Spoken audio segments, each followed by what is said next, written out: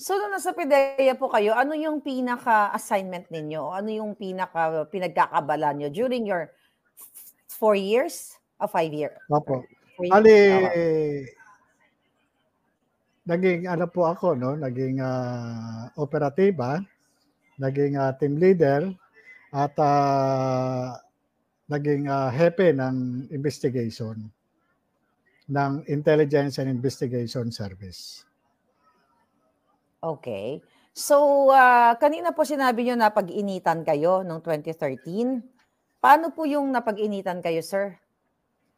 Ito po yung mga ano 'no, paumanhin po. Kasi kung mamarapatin po ninyo ay meron po kasing, darating na Senate investigation at, siguro yung do'n ko na lang po sasagutin Okay. yon.